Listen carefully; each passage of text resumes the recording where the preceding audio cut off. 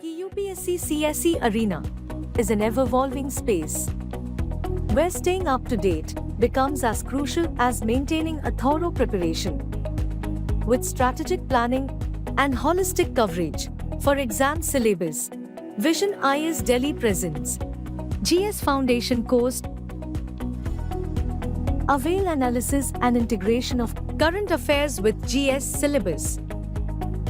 All India test series with an innovative assessment system, inculcating post-test analysis, discussion, all India ranking, and more. Explore the holistic learning modules intrinsically designed for the ideal aspirant.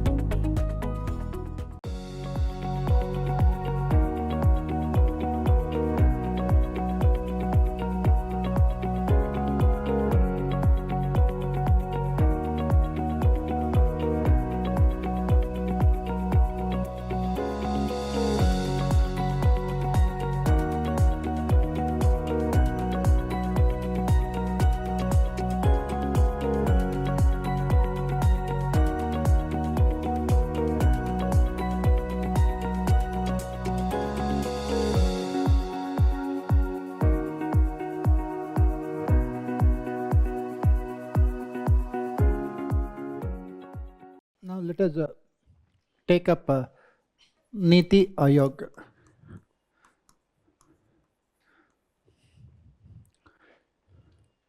So what are we going to discuss here? Why did this NITI Aayog has come into existence in the first place? What exactly is this NITI Aayog? What are the objectives? And what about the functions to be performed by NITI Aayog? And then what about the performance of NITI Aayog since it has come into existence? This is what we are going to discuss as part of NITI Aayog. Right? First of all, what is NITI? NITI means National Institution for Transforming India. NITI. In Hindi, NITI means policy. So, starting with why this NITI Aayog had come into existence. As all of you know, immediately after independence, we had this major problem of ensuring rapid economic growth and development of the country. And what is the issue here? Resources are limited and objectives to be achieved are unlimited. We had to remove poverty, ensure employment, industrialization, infrastructure development, education, health, transportation, communication, you name it, we have to perform so many activities. But the problem is resources. So the government felt that they needed an institution which can help the government to perform these functions. That is, how to allocate the resources. How to allocate the resources, especially the limited resources of the country, to realize a maximum number of objectives. Because policy formulation, planning, they are always technical activities which require in-depth knowledge. That is the reason why the government of India had come out with an institution called Planning Commission. An institution called Planning Commission to realize these objectives.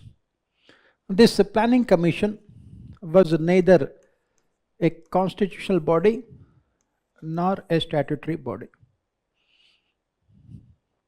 The government did not want Planning Commission to have either constitutional status or statutory status. Why? There were already a constitutional body in the form of Finance Commission, which performs some of the functions that are already performed by Planning Commission. And statutory body means it will be under the control of the Parliament. It will be under the control of the Parliament. So that is the reason why the government had opted for Planning Commission through what is called executive resolution, presidential order.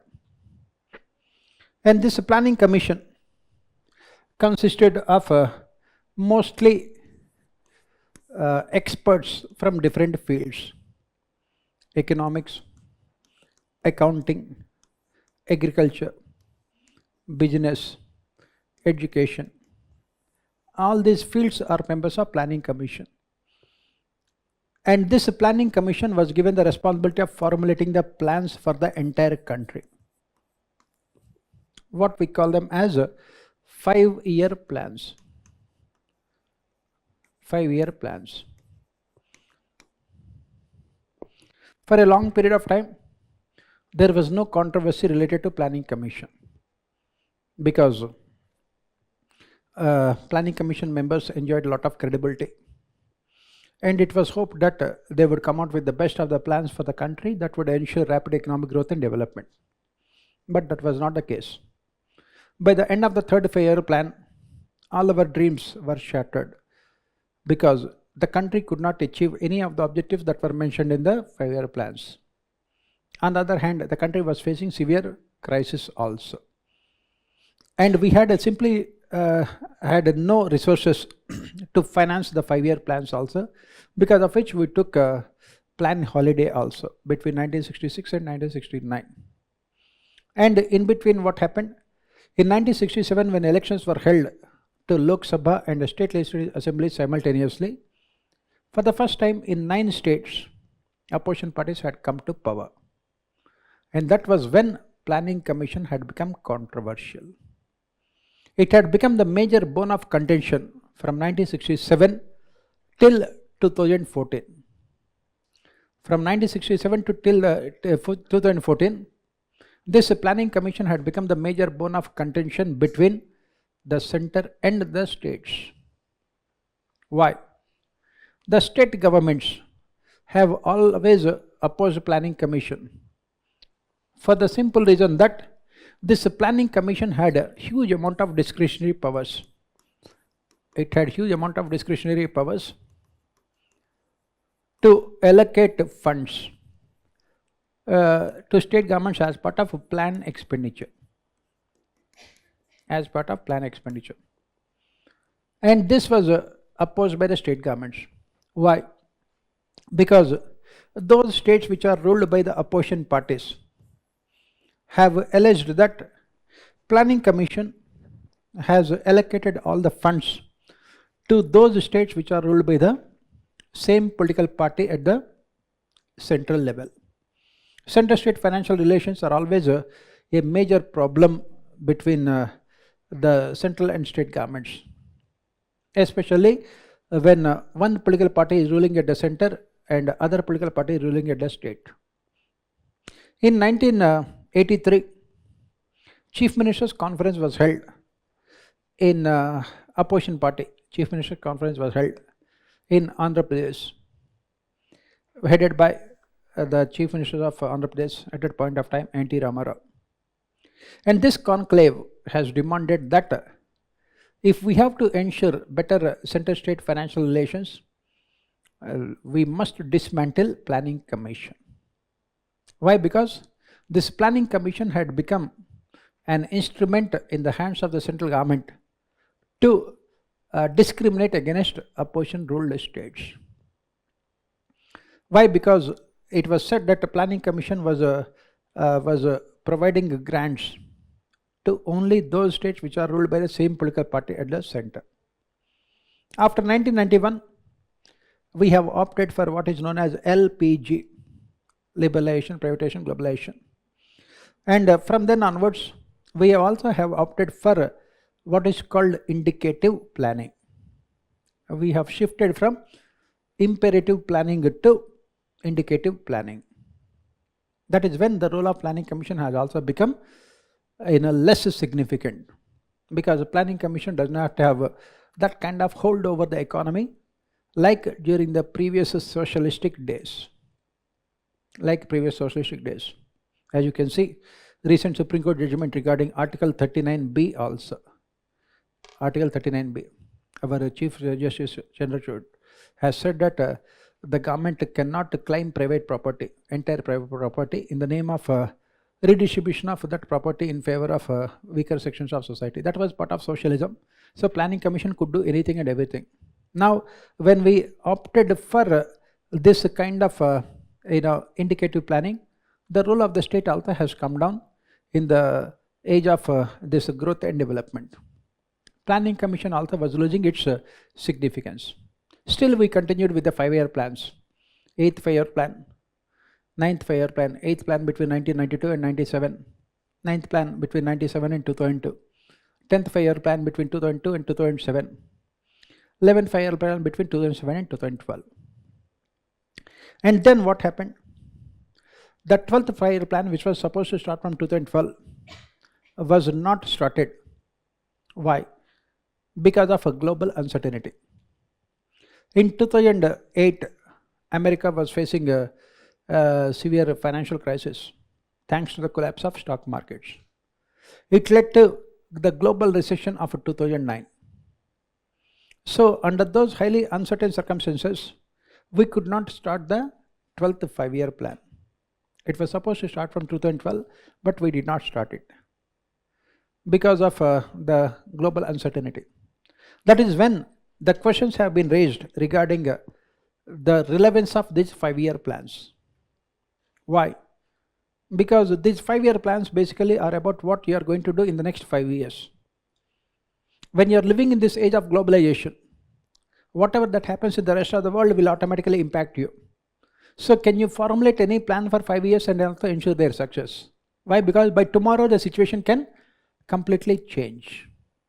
That is when the question that had come up in the minds of our policy makers, whether we need these kind of 5-year plans or not. Another question that had come up is this kind of centralized top-down approach to development is fruitful or not? The kind of diversity that India has, you cannot have a single plan for the entire country. What you call it as a one-size-fits-all approach is not at all feasible for a country like India. Next thing is that we are moving towards this cooperative federalism, wherein you are talking about giving more powers to the state governments. Under those circumstances, should we have this kind of all-encompassing, extremely powerful planning commission? That is when, in 2014, when the present government had come to power with absolute majority on the floor of the house, it had taken a monumental decision.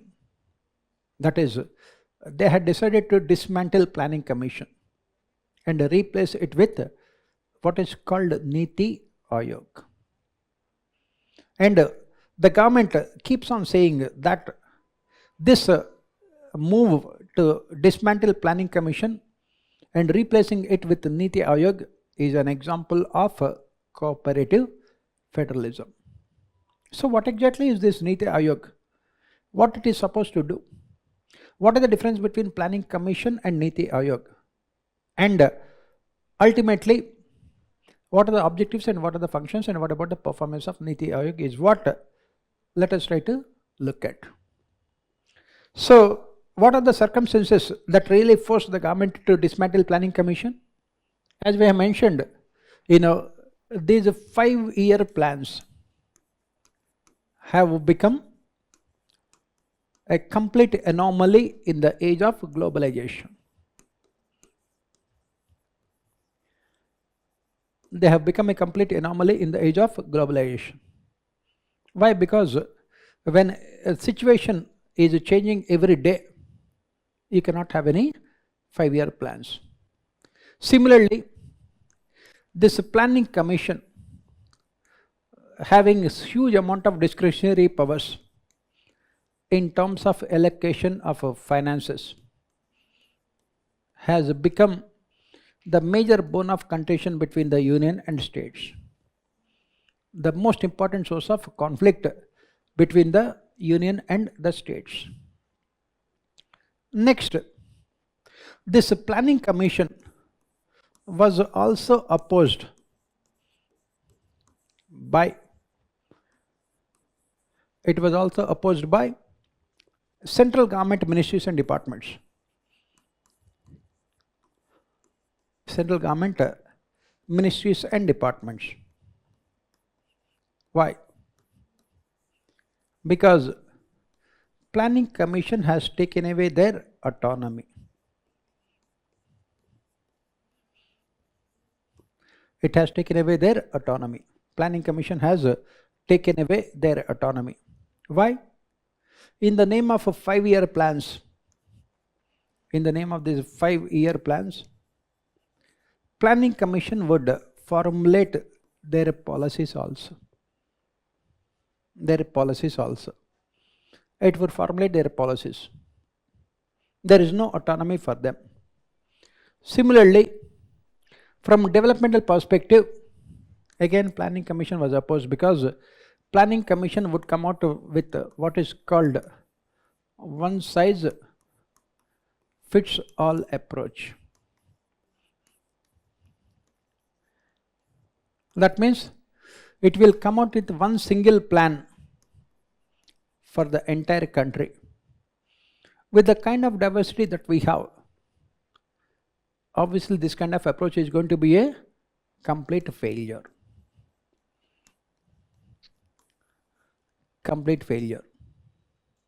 This is going to be a complete failure. Because what is good for, say, in Tamil Nadu may not be good for Punjab. What is good for Kerala may not be good for Bengal. That is where this one size fits all approach is going to be a failure. Next problem is that with this planning commission, state governments do not have any kind of freedom to spend their monies, finances. Why? Why they do not have the freedom to spend their monies, finances? Because the state budgets have to be ratified by planning commission. Annual financial statement of the state governments, what you call it as budgets, have to be ratified by the planning commission. State governments can spend money only when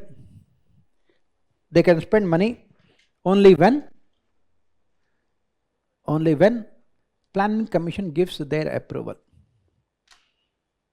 This is another problem. Next problem is these planning commission members are appointed by union government. They are appointed by union government. And they will be formulating plans for the entire country, including for the states.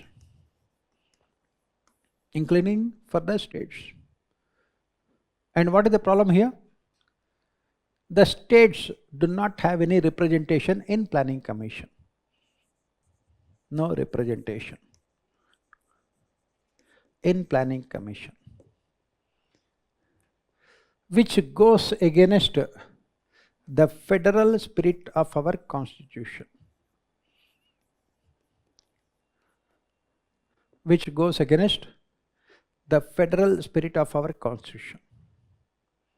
We have a division of functions and powers between the central and states, but this goes against the federal spirit of our constitution. So, how to overcome all these problems? This is when, as I mentioned, In 2014, the government of India had decided to dismantle Planning Commission.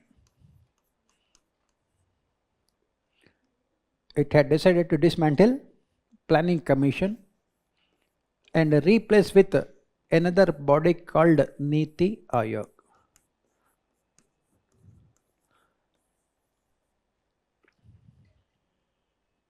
And replace with another body called NITI Aayog. So what is this NITI Aayog? What are the functions? What are the powers?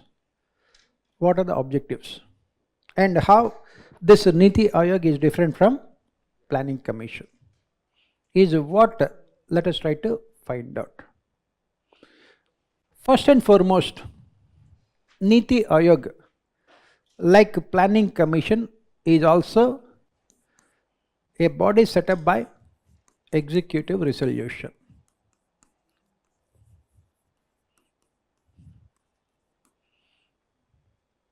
It is also a body set up by an executive resolution. So if you look at our constitution, when you look at our constitution, we have three different types of institutions. First, we call them as constitutional bodies. Second, statutory bodies. And third, those which are set up by presidential order, or we call it as executive resolution.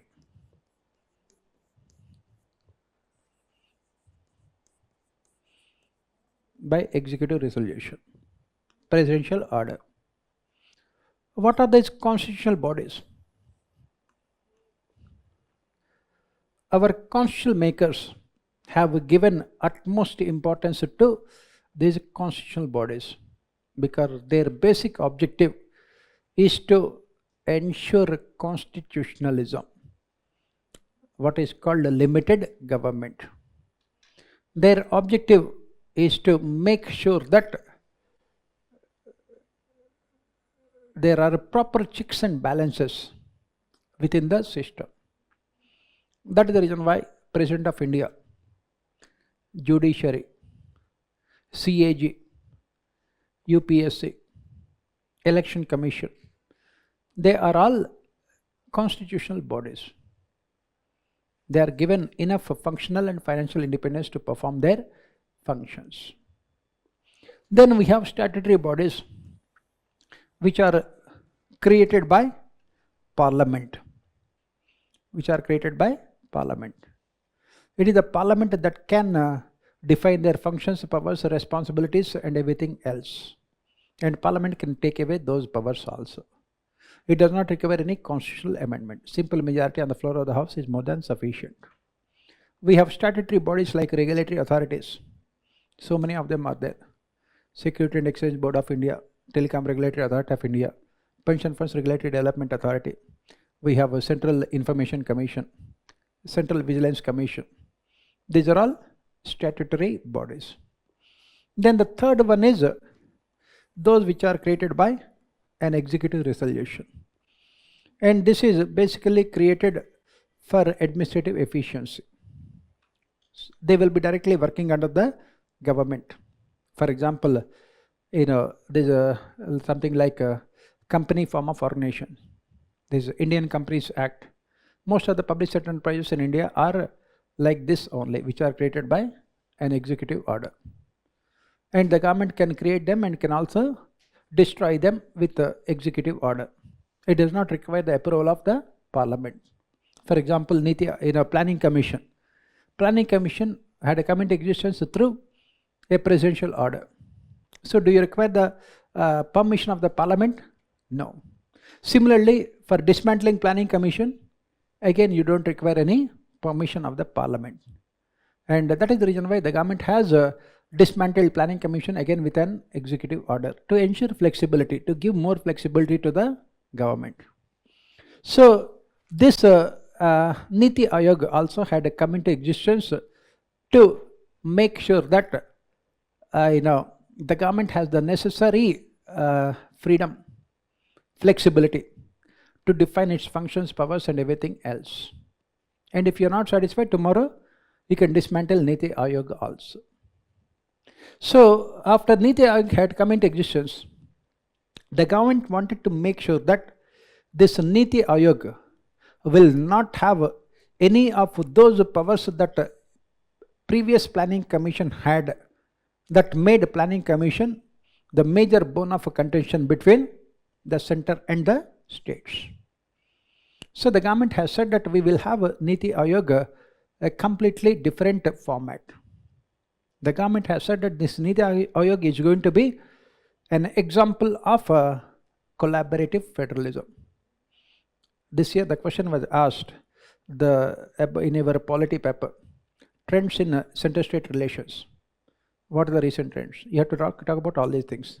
In the last 10 years, there are so many decisions that are taken by the present government that led to what is called cooperative federalism. One of them is replacing a planning commission with NITI Aayog, implementation of GST, implementation of the recommendations of 14th Finance Commission, wherein the share of the state governments have increased from 32% to 42%. These are all the examples of what we call collaborative federalism. So coming back here, the government wanted to make sure that this NITI Aayog becomes an example of what is called cooperative federalism. NITI means National Institution for Transforming India. So first of all, we have to see what are the powers that NITI Aayog does not have before looking at its powers. First of all, it does not have any financial powers. It does not have any financial powers. That means it does not have any power to allocate any kind of resources, monetary, financial resources to either the state governments or the ministries and departments in the central government. Why? Because previous planning commission had become controversial because it had a huge amount of financial powers. First and foremost, it does not have any financial powers. Second, it has no power to formulate plans. It has no power to formulate plans. Why? Because we have discontinued with 5-year plans. There are no 5-year plans now. So it has no power to formulate plans. Third, it has no power to oversee the implementation. To oversee implementation.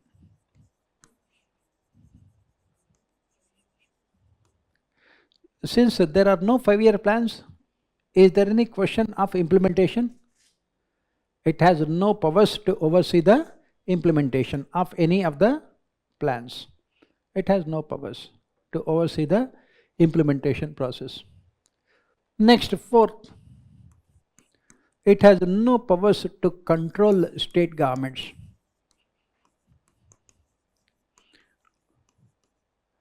State governments. It has no powers to control state governments. Why? Why it has no powers to control state governments? Now, the state governments need not get their budgets ratified by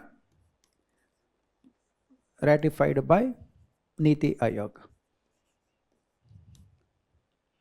Previously, state governments had to get their budgets ratified by NITI Aayog. Now, it has no powers at all. State governments can do whatever they want with their finances. It has no powers to ratify. Next, it also has no powers to control the functioning of union ministries and departments.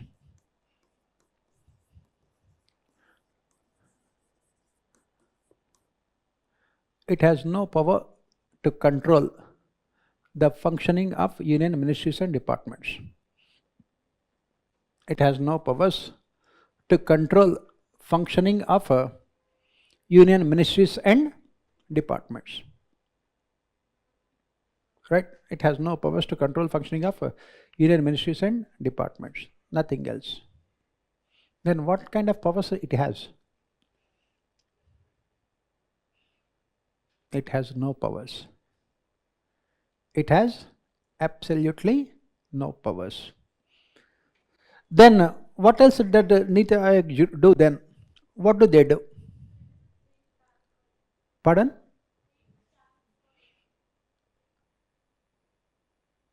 Come again?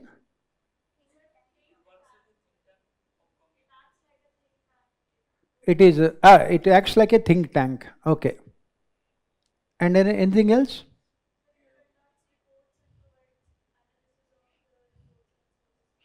This is what we say. NITI Aayog is a typical staff agency.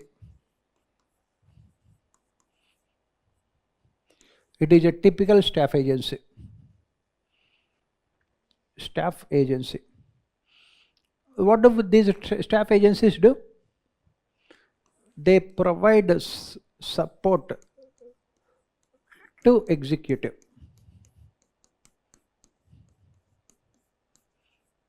They provide support to executive.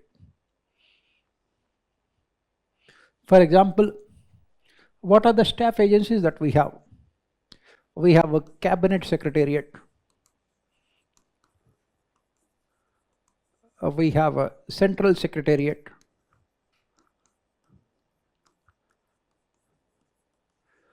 We have a Prime Minister's office. We have Prime Minister's office. All these staff agencies will be providing support to Prime Minister and his Council of Ministers. Prime Minister and his Council of Ministers. Through NITI Aayog, we have added one more staff agency. Through NITI Aayog, we have added one more staff agency to provide administrative support to Prime Minister and Council of Ministers. The difference here is that NITI Aayog will be providing support not only to the central government but also to the state governments. It will be providing support not only to the central government but also to the state governments.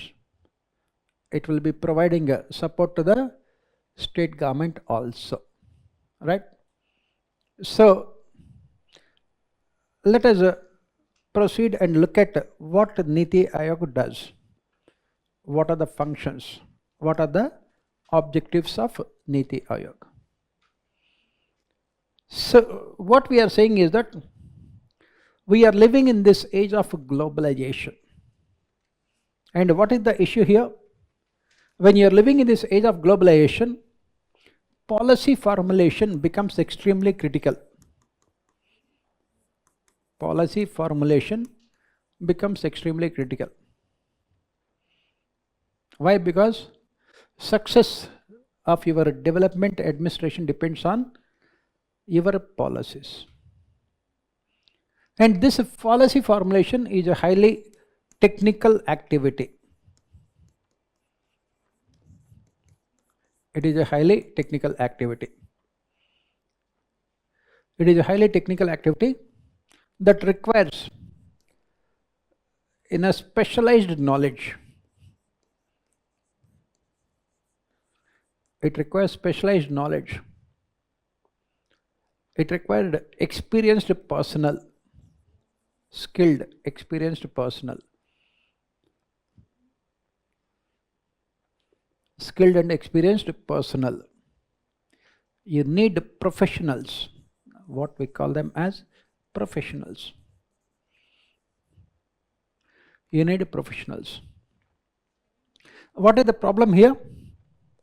The problem here is that our IAS officers, they are generalist civil servants. They are generalist civil servants. And they don't have this kind of knowledge, experience and skills. They don't have this kind of knowledge, experience and skills. You are coming out with a rural development policy. You need professionals who have worked in the field of rural development for the last 20-30 years, so that you can come out with better policies, who have done research at the ground level. Similarly, you are coming out with education policy. Again, you need professionals who are in the field of education. Similarly, you are coming out with health policy, agriculture policy, urban development policy, disaster management policy. And for all these things, you need professionals. And what is the problem with our IAS officers? They are not professional, they are not specialists. IAS officers are what we call them as generalist civil servants. So how to overcome this kind of lacuna? That is where the government felt that NITI Aayog can come to help the government. In this NITI Aayog, we have professionals from various fields working in NITI Aayog. They will be conducting research at the ground level, find out the problems of the people, come out with practical solutions. And these solutions are provided to the central government ministries and departments. They are provided to the state governments, so that they can formulate policies which can reflect ground level realities. This NITI Aayog is going to bridge the gap between what is needed and what you have. What is needed is technical, skilled, specialized personnel. What we have is generalist IAS officers. So how to bridge the gap? This NITI Aayog, having those professionals working in NITI Aayog, will be conducting research at the ground level and come out with the reports along with their recommendations. And those recommendations will be taken up by the ministries and departments to come out with better policies. That is what you are saying, think tank. NITI Aayog will be acting as a think tank. It will be acting as a research organization. This kind of things are new to India. But if you look at countries like United States of America, when you look at countries like United States of America, you can see that these kind of think tanks are the ones that will be contributing to their policies far better. In America, their administration, you have a mostly spoils system, wherein people from the private sector and professionals will be part of the administration. As you can see, what did Donald Trump do? He has appointed Elon Musk, and he said that we are creating a new department called Department of Government Efficiency, and he has to come out with suggestions regarding how to improve efficiency of the administration. It is believed that in America, the government is spending huge amounts of money, mostly on unproductive activities. Elon Musk has said that his job is to reduce the federal government expenditure by at least $2 trillion. $2 trillion. Our GDP is $4 trillion. It's not reached $4 trillion. So why? Because they are the specialists. He has worked in the private sector. Elon Musk, when he took over Twitter, now called it as X, and he has reduced the employees by almost 90%. Still it is efficient. And that is what NITI Aayog is going to do. NITI Aayog, consisting of experts from private sector, consisting of academicians, consisting of research scholars coming from foreign countries. They will be going to the field level, conducting research, find out the problems, come out with practical solutions. and they are submitting their reports to the government departments and ministries, and these departments and ministries are expected to come out with the policies on the basis of these reports. And what NITI Aayog will be doing, why we say that it is an example of cooperative federalism? Because NITI Aayog is also going to help the state governments in the same manner.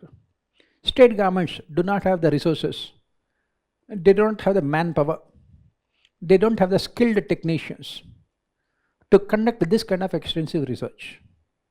So what the state governments are going to do? They will request NITI Aayog, please conduct research and give us the outcomes, reports. We can use those reports to come out with better policies.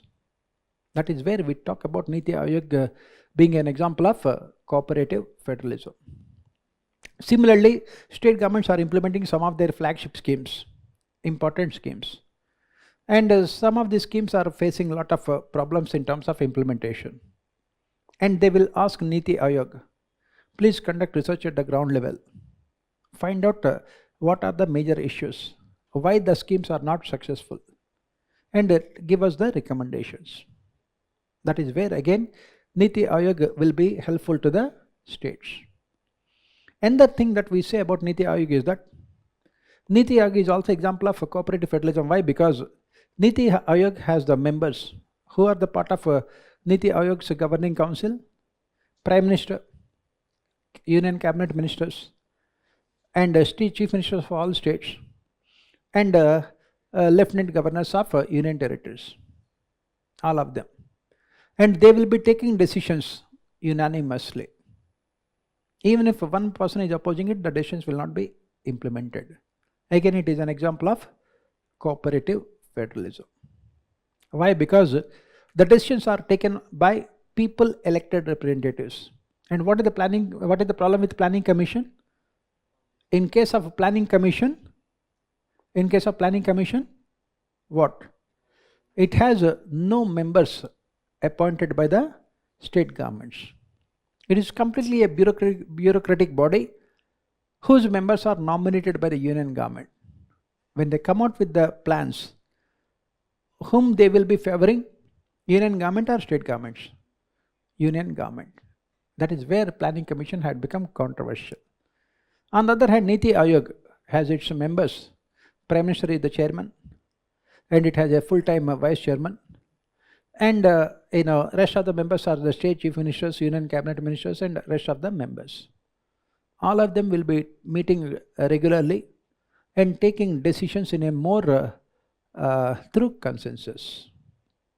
This is again an example of what is called cooperative federalism. What else NITI Aayog will be doing? NITI Aayog also will be conducting research at the ground level regarding the implementation of the flagship schemes of the government. And it will be telling the government that these are the basic problems in the implementation process, this is how you have to rectify them. It is also providing policy suggestions to the government. For example, through public-private partnership, the government wants to allocate resources to the private sector. NITI Aayog will come out with the policy guidelines. They will say that make sure that you are giving contracts to different parties so that there will not be any monopoly.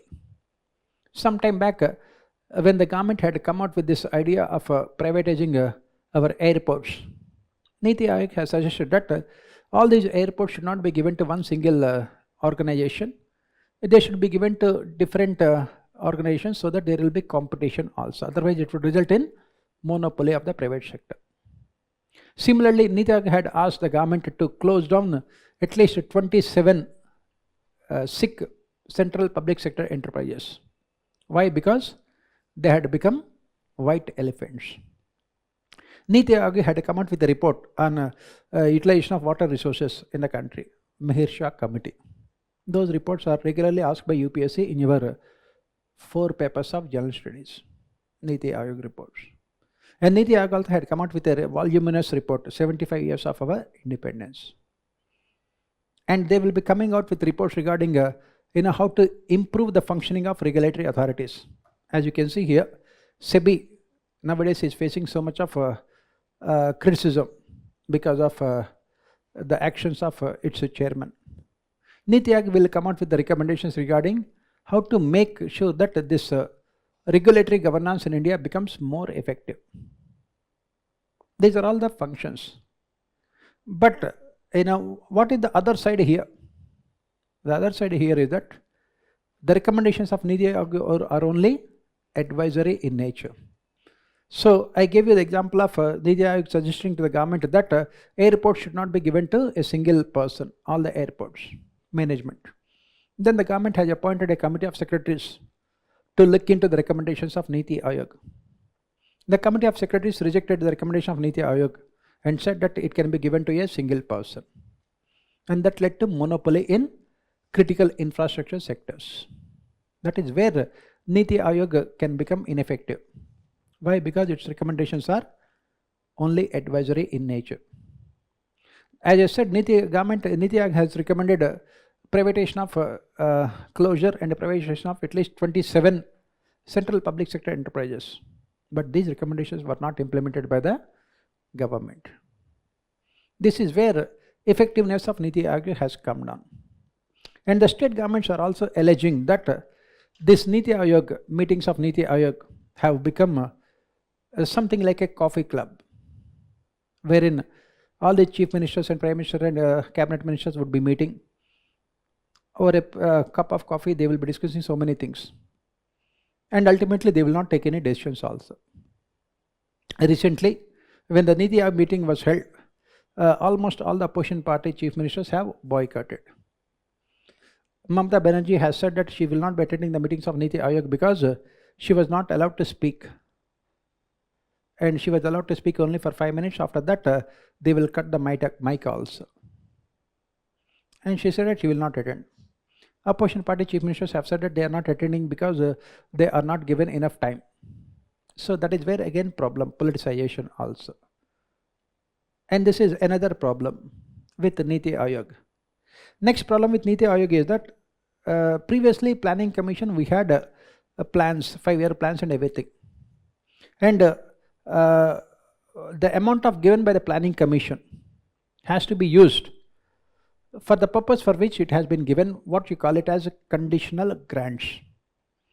Finance commission recommendations are what you call unconditional grants. That means the money can be spent by the state government the way they like. Whereas the planning commission recommendations are conditional grants. That means the money has to be spent only on the purpose for which it has been given. Now that there is no planning commission and NITI Aayog is not performing this function. So what is the outcome? State governments have indulged in what is called fiscal indiscipline.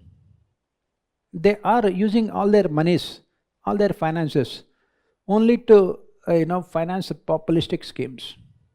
Capital expenditure of the state government has come down. And expenditure of the state governments on education and health, critical sector, has come down. Why? Because they are using all their monies to finance DBTs, populistic subsidies. So what is happening? On the one hand, capital expenditure is suffering. On the other hand, welfare expenditure is also suffering. For example, a state like Uttar Pradesh, it has taken the money to be spent by the health ministry and diverted that money to finance the loan waivers of farmers, writing of the loans of farmers. So what is happening? The amount of money you are spending on health and education is coming down drastically. When you don't spend money on health and education, you will not be able to transform your increasing population into human resources. Similarly, if you look at most of the states, the amount of money they are spending on these weaker sections, scheduled castes and scheduled tribes, is going down. Why? Because previously the money was given by the planning commission as part of conditional grants, and they were not allowed to divert this money for any other purpose. Now there is no planning commission, so the state governments have complete freedom. And what they are doing, they are diverting the money to be spent on the welfare of scheduled castes and scheduled tribes and using that money for other schemes of the state governments. In the process, what is happening? On the one hand, capital expenditure is coming down. On the other hand, welfare expenditure is coming down. On the other hand, expenditure on critical sectors like education and health also is coming down. And that is the reason why some policy analysts are saying that we must bring back a planning commission in some different format to ensure fiscal discipline. Why? Because NITI Aayog has absolutely no powers. And the state governments are not willing to ensure fiscal discipline. They are not willing to ensure fiscal discipline. On their own, they are not doing these things. Why? Every state government is only indulging in what is called populism. Every political party in the country is indulging in competitive populism. If you look at the elections that are being held right now in Jharkhand and Maharashtra, one is western state and the other is eastern state. West or east? What is best for political parties? DBTs, transfer money. In Maharashtra, political parties are saying that they will transform 3,000 rupees every month into the accounts of women. Will that be empowering women? What is required is you have to spend money on their education, on their health, on their security, on their employment. Are you spending money? No.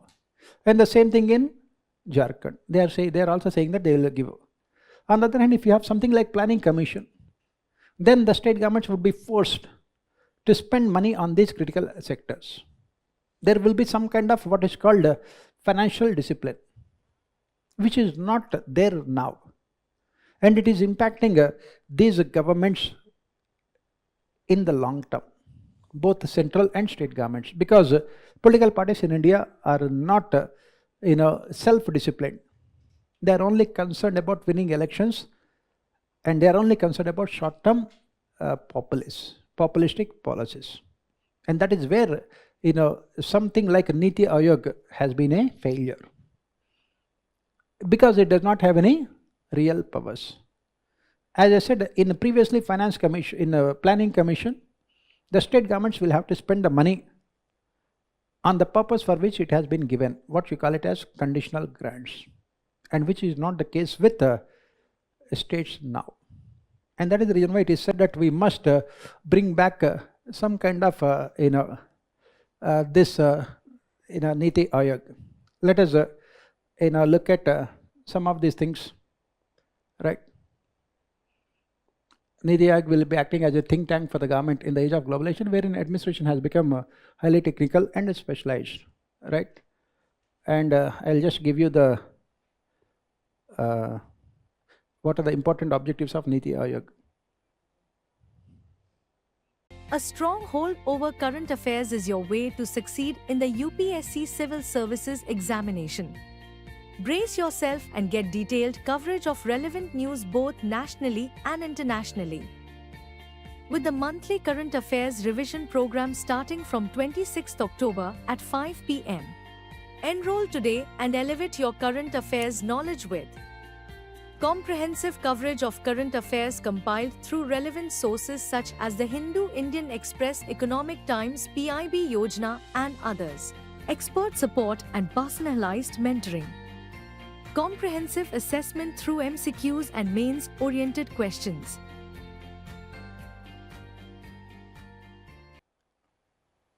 Yes, objectives of NITI Aayog. The objectives are very lofty objectives, ideals. But do they have any powers? That is the problem. To evaluate a shared vision of national development, priorities, sectors and strategies with the active involvement of states. You are still coming out with some kind of a plan or a policy. But do you have any kind of powers to implement it? Because it is only a think tank. To foster cooperative federalism through structure, support initiatives and mechanisms with the states on a continuous basis, recognizing that strong states make a strong nation. Again, which is a very good ideal. But do you have any powers? That is where the problem. To develop mechanisms to formulate credible plans at village level and aggregate these progressively at higher levels of government.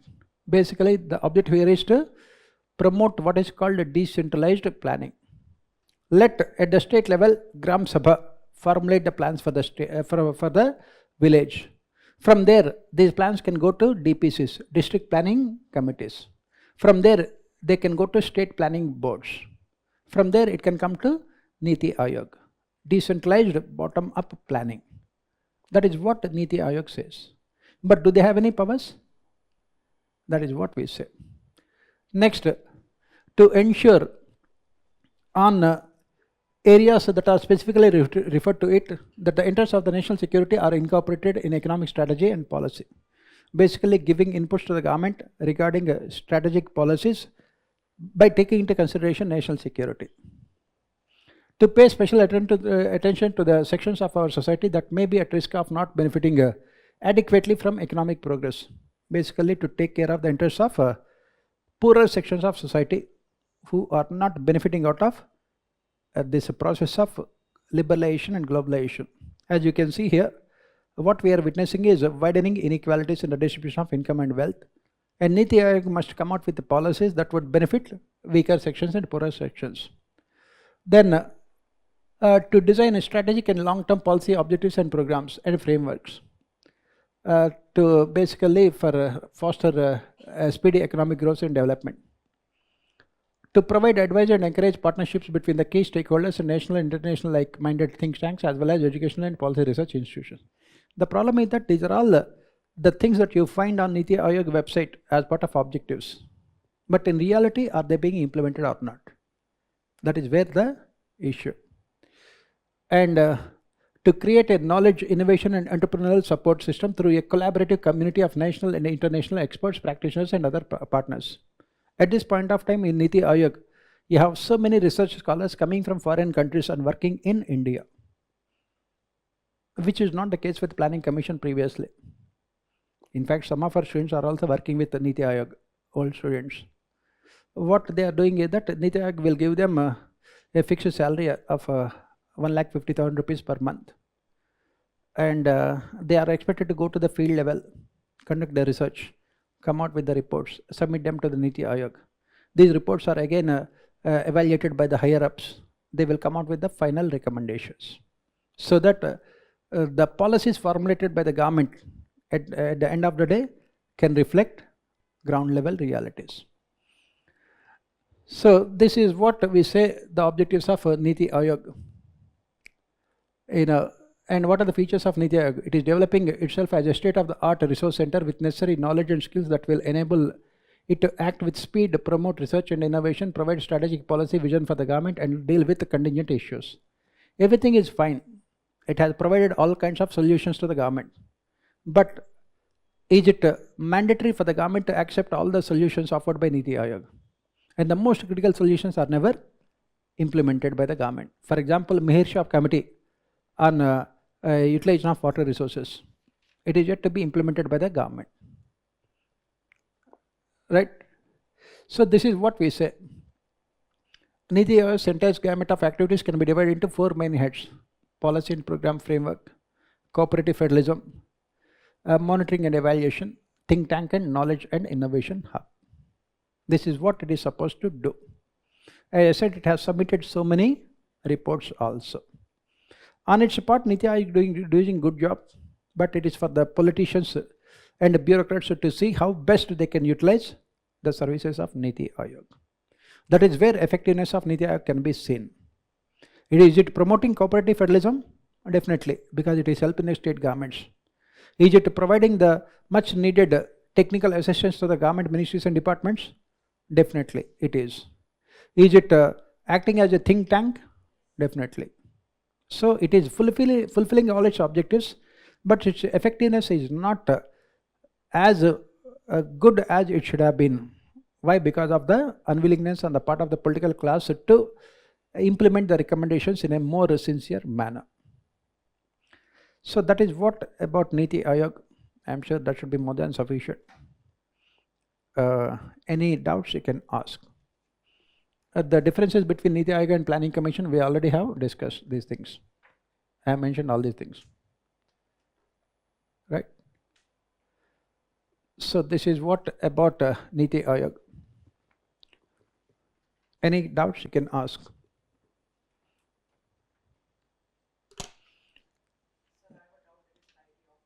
But yeah, you can ask.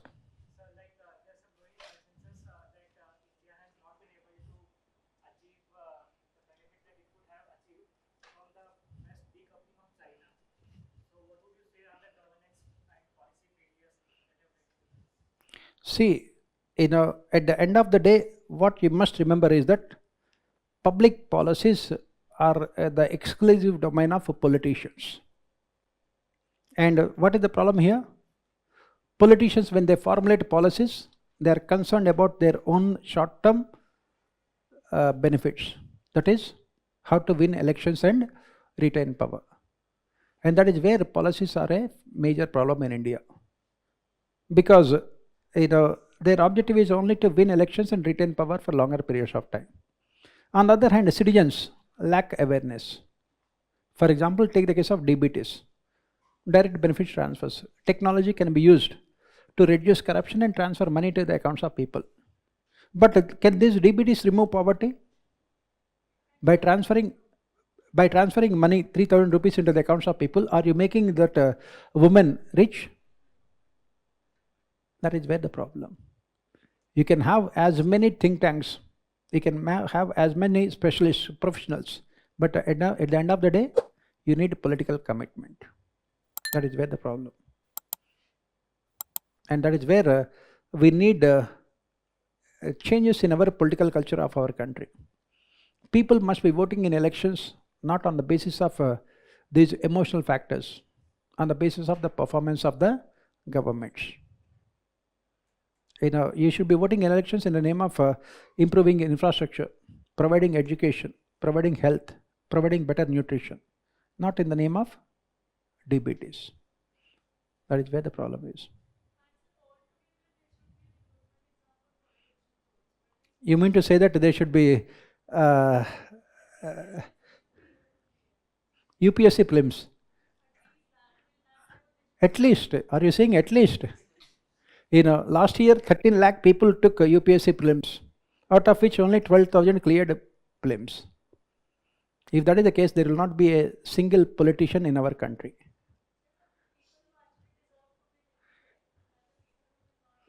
Our constitutional makers have rightly decided that education is not necessary to serve people. No. Knowledge is not at all necessary. What is required is values. If you are a good person, you can become a good politician. You can serve the country better. Kamaraj Nadar, former Chief Minister of Tamil Nadu, he was illiterate, but he was one of the best chief ministers. On the other hand, look at most of the politicians who are knowledgeable. When you don't have values, you will use your knowledge for your own benefit, resulting in corruption. Not required. You need politicians with values, who are there in politics with the objective of serving the country in a selfless manner. And for bureaucracy, you need knowledge, because they are responsible for policy formulation. Definitely. Politicians is not required. Yes? Any other question? Right. Okay. Best of luck.